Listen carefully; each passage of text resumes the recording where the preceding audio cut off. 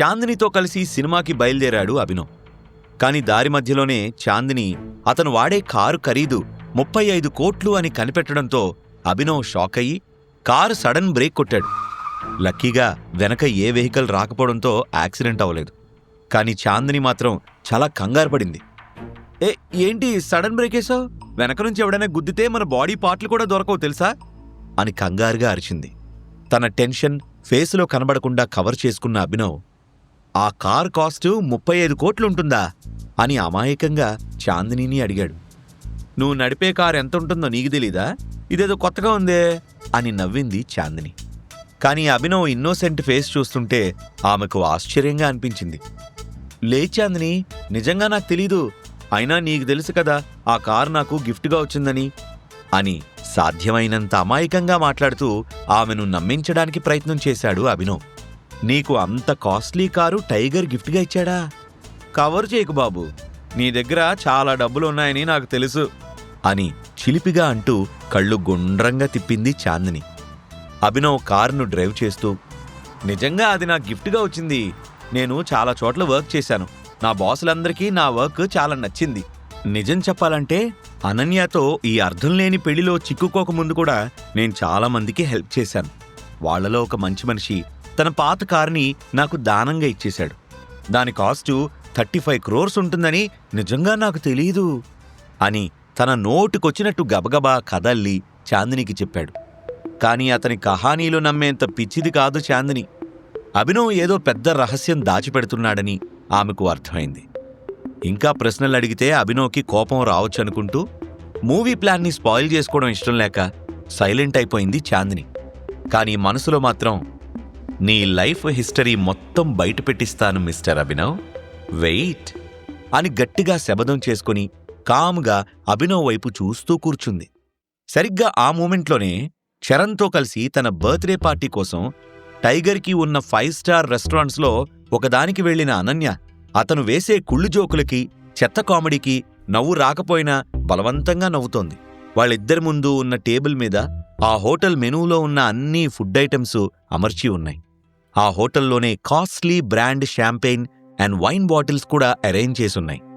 వాటివైపు గర్వంగా చూసిన చరణ్, ఇది ఓకేనా అనన్య? ఇంకా ఏదైనా ఆర్డర్ చేయమంటావా?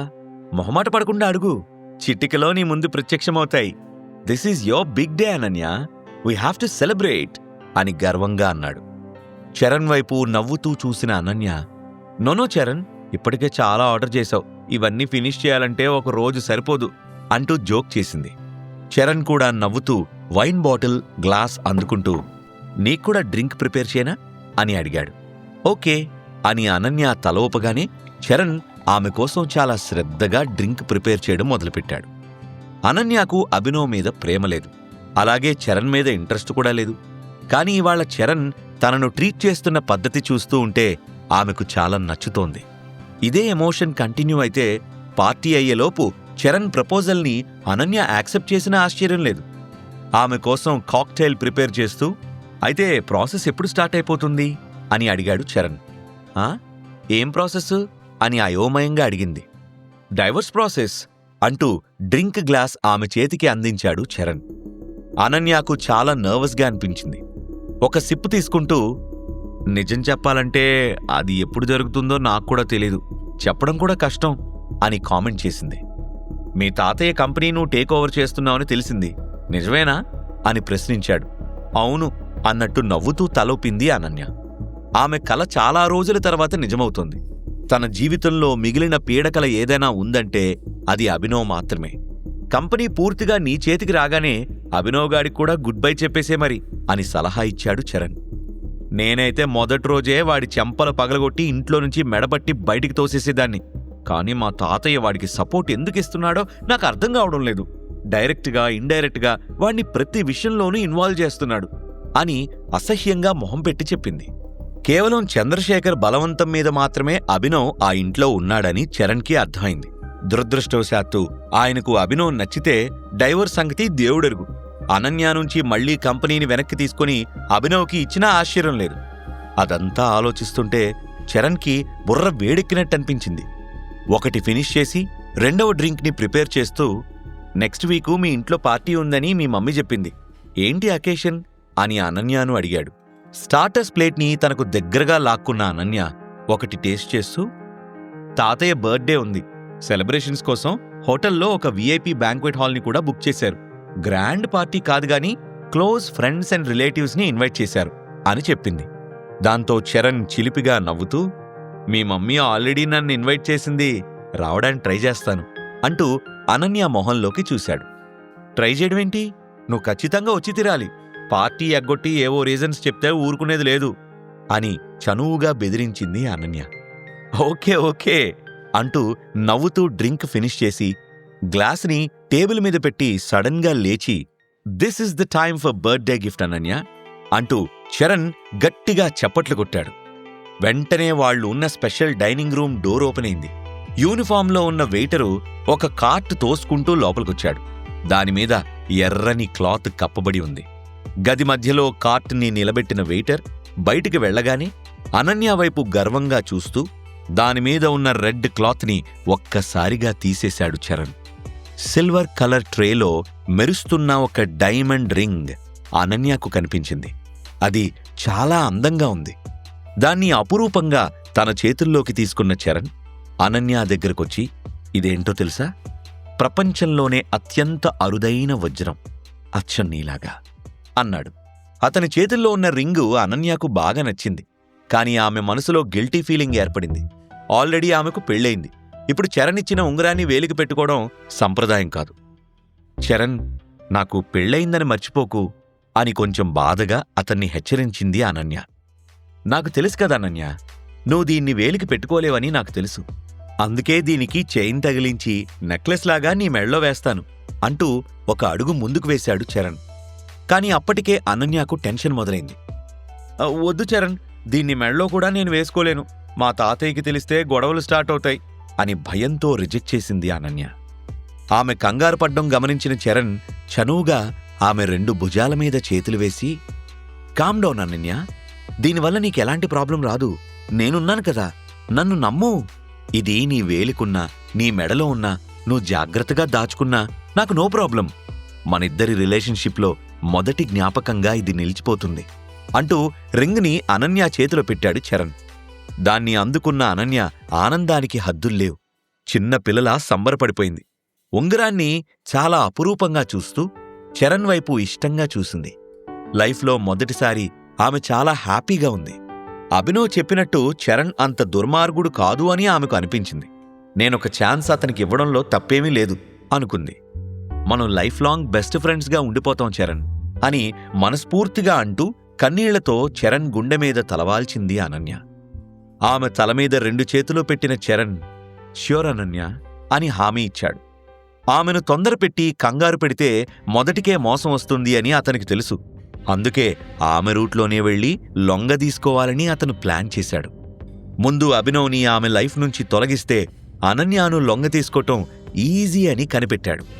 కొన్ని క్షణాలు చరణ్ గుండె మీద తల ఉంచిన అనన్య తనకు పెళ్ళైంది అన్న విషయం గుర్తురాగానే ఇబ్బందిగా పక్కకు జరిగింది. తనకు డైవర్స్ అయ్యే వరకు చరణ్ తనకు పరాయి వ్యక్తి అని ఆమెకు తెలుసు.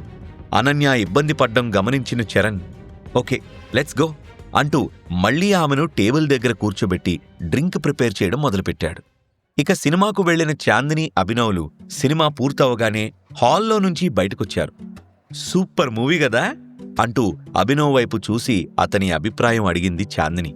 నిజంగా చాలా బావుంది, నేను కూడా అస్సలు ఎక్స్పెక్ట్ చేయలేదు అని బదులిచ్చాడు అభినవ్.